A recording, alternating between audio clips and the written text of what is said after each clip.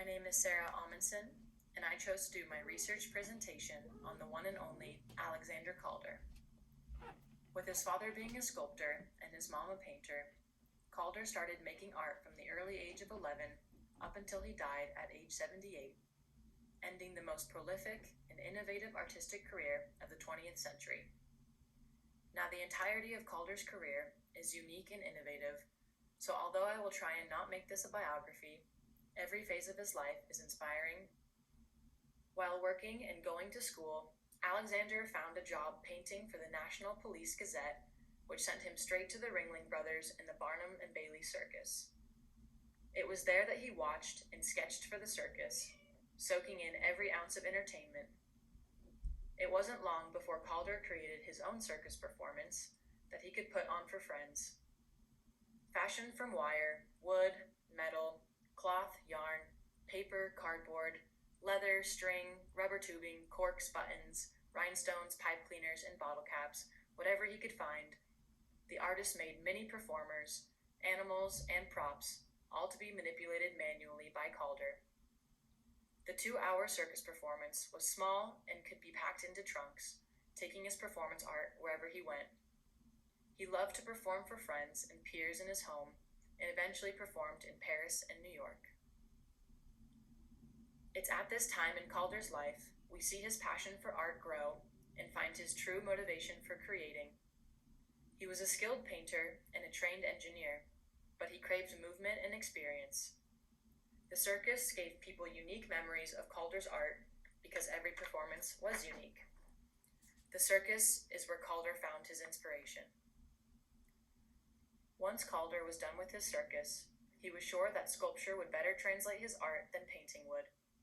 The artist combined two things he loved: making art for friends and manipulating material, as always.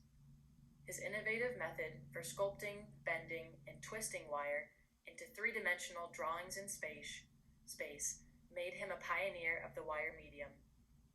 He made many portraits of public figures like the Pope and Einstein's wife, which made word spread fast about an inventive artist who was essentially drawing with wire. In 1928, Calder was given his first solo gallery show at the Way Gallery in New York. He was becoming a master of wire, making people, animals, and things through his own view. When displayed with lighting, his wire sculptures projected an image on the backed surface, looking almost cinematic. Even when working with wire, Calder was trying to create a performance. He called himself a realist because he only created what he saw, but ultimately it was his unique view of the world that turned Calder abstract. Calder did what he liked, drawing with wire while experimenting with balance, shapes, and materials. He wanted his art to be approachable and interactive. That way every performance and memory would be unique. Adding movement, sometimes using small motors, Calder created a new form of kinetic art named the mobile, which in French refers to motion or motive. Removing the motors, Calder designed his mobiles to move freely in space, relying solely on balance and random movement. Calder's mobiles communicated better than any art that came before them that, along with form, mass, time, and space, movement is an essential factor that defines the physical universe. This art form was truly his gift to the world. Pushing the abstract boundaries even further, Calder created a new type of sculpture called stabiles. Typically composed of sheet metal, the stabile changes with every angle and allows the viewer to gain multiple perspectives of the same sculpture. While the mobile relies on balance and movement, the stabile is stable and stationary. Calder distinguishes the two by saying this: you have to walk around a stabile or through it. A mobile dances in front of you.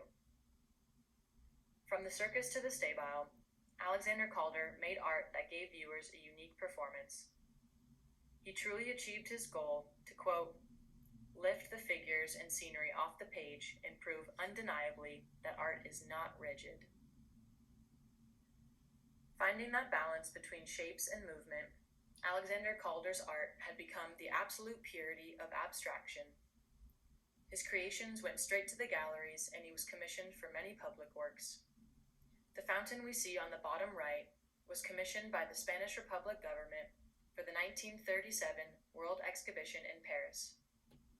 Mercury Fountain is a very unique kinetic sculpture that dances and dangles the word Almadon with the flow of mercury hitting the connected metal circle.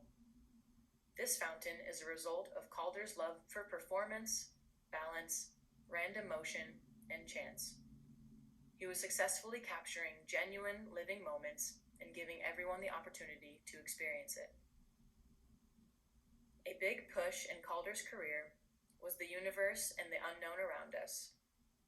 Through Einstein's theory of relativity and new photos of the cosmos, Calder became absorbed in the science of space and time. The knowledge that the universe is bigger than we ever thought pushed Calder into new rhythms of movement and gravity. His forms grew larger, and his shapes reflected the universe and constellations, yet could always relate to so much more than that.